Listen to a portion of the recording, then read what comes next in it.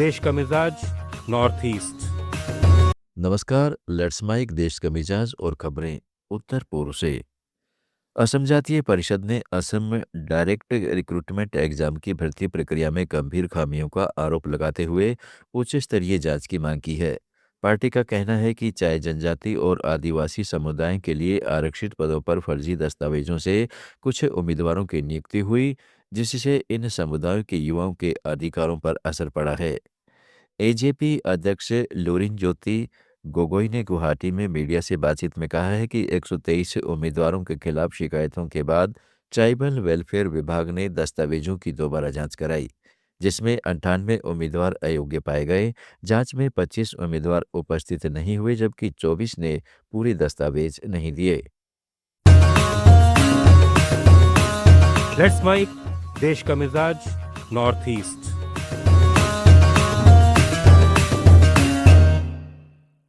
त्रिपुरा में भाजपा विधायक स्वपन्ना मजूमदार और उनके परिवार पर राशन योजना के तहत अनुचित लाभ उठाने के गंभीर आरोप लगे हैं। इन्हें राष्ट्रीय खाद्य सुरक्षा अधिनियम के नियमों का उल्लंघन बताया जा रहा है।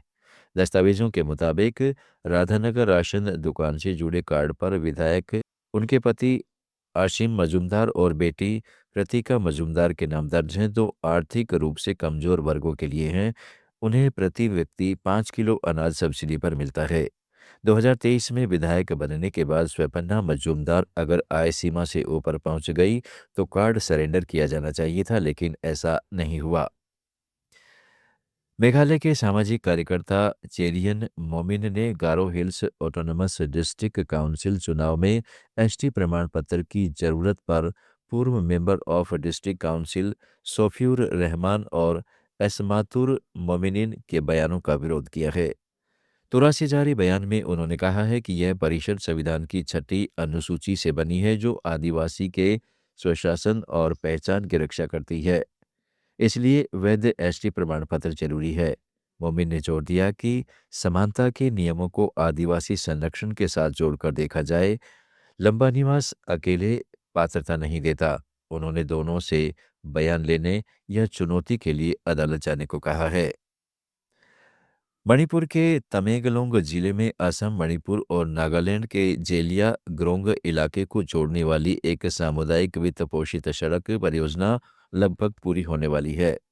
ये 3 पूर्वोत्तर राज्यों में फैले जेलिया ग्रोंग समुदाय के लिए महत्वपूर्ण उपलब्धि है। कटंगनाम गांव से शुरू होकर 3 राज्यों से ट्राई जंक्शन तक जाने वाली इस सड़क का निर्माण पूरी तरह से समुदाय की कोशिशों से हुआ है। पुरानी खराब सड़क से लोगों को काफ़ी मुश्किलों का सामना करना पड़ता था, इसलिए बिना सरकारी मदद के स्थानीय निवासियों ने क्राउड फंडिंग और स्वैच्छिक योगदान से इसे बनाया। इसमें चर्च, गांव परिषदें, युवा और बुजुर्ग सभी ने योगदान दिया और शामिल हुए। यह सड़क न सिर्फ बुनियादी ढांचा है, बल्कि आत्मनिर्भरता की मिसाल भी है। अरुणाचल प्रदेश कैबिनेट ने शिक्षा सुधार संबंधी प्रस्ताव को मंजूरी दे दी है। इसमें शिक्षकों के स्थानांतरण के लिए एक नया विधेयक शामिल है। इसमें कॉलेज शिक्षकों को प्रोफेसरशिप प्रदान करना, प्रिंसिपलों के भर्ती नियमों में संशोधन, शारीरिक शिक्षा शिक्षकों के लिए नियम बनाना और डिप्लोमा कोर्सों में आरक्षण नीति में बदलाव करना शामिल है। इस बदलाव में जहां 20% सीटें ओपन कोटे में और 80% स्थानीय एसटी के लिए आरक्षित की गई हैं। वित्त और स्वास्थ्य प्रशासन को मजबूत करने के लिए नए पद सृजित करने, भत्तों में समानता सुनिश्चित करने को भी मंजूरी दी गई है। मिजोरम सरकार ने म्यांमार से हो रही सुपारी की तस्करी के खिलाफ कार्रवाई तेज करने का ऐलान किया है। राज्य विधानसभा में गृहमंत्री के सपडांगा ने कहा है कि बीते कई वर्षों से अवैध रूप से आ रही सुपारी ने स्थानीय किसानों को भारी आर्थिक नुकसान पहुंचाया है और काले धन के प्रसार को बढ़ावा दिया है। सरकार के आंकड़ों के मुताबिक 2019 से 2025 के बीच तस्करी के 468 मामले दर्ज किए गए और 292 लोगों को गिरफ्तार किया गया। देश का मिजाज में फिलहाल इतना ही। जुड़े रहिएगा लेट्स माइक के साथ।